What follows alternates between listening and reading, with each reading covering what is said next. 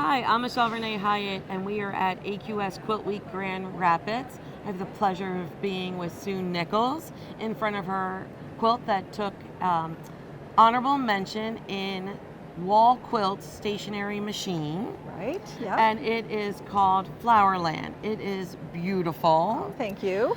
So tell me a little bit about this quilt, because some of the blocks are familiar, but there is some newness to it. Yeah.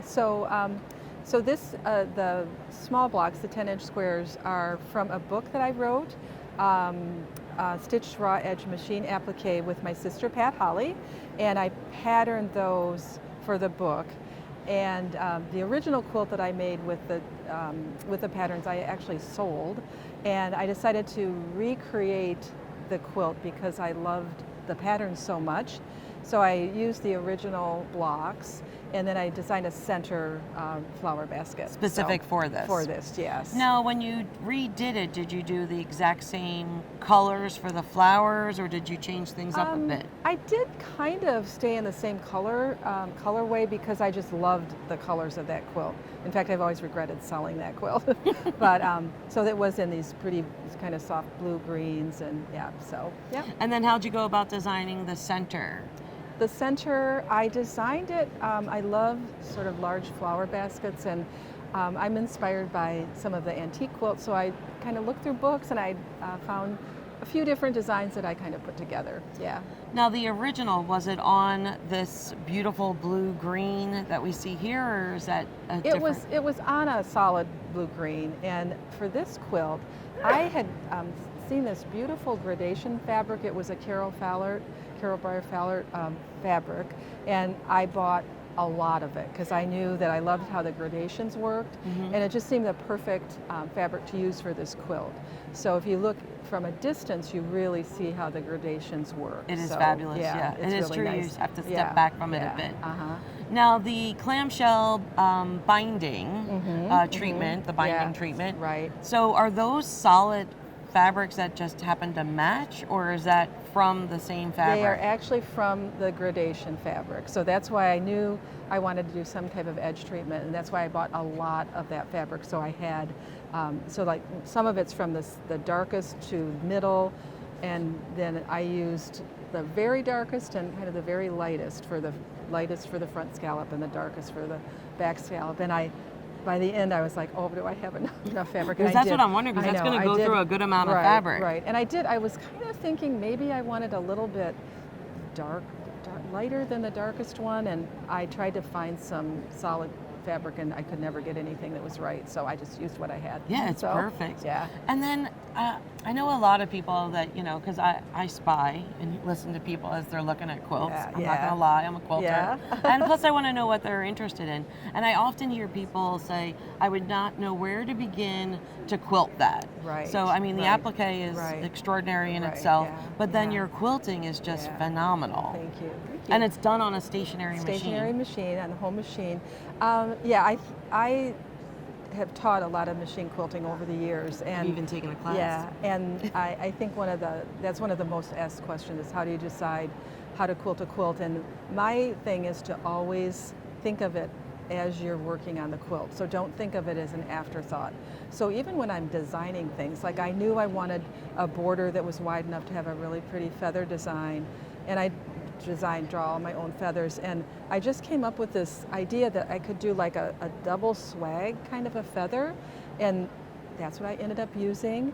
And I wanted to do some little details, and there's some little flowers in the border, like in the part of the swag that's not feathers, that are kind of fun, and the thread too. So that's what I was going to ask. So some of it you're using green or thread that's leaning towards the green side, and then others blue. Right. How did you make those decisions? Well, and that's the thing with the gradation fabric. I had to get threads that matched the gradations. I think in the middle big flower basket, I think I was able to use just 2, I might have done 3, like a dark, medium, and light.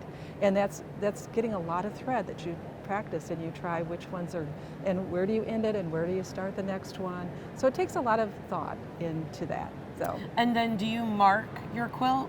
Because you're doing it on a stationary. Right, I do mark the motifs, so the feathers and the little flowers are all marked. And then of course the stipple quilting and fillers are not in marked. between. Yeah, It's just extraordinary. Yeah. I also used rulers. So I have a line of rulers for machine quilting, and I wanted to incorporate those in my quilts now. I always say that the rulers are an addition to what I've always done, and I really wanted to create some curved work.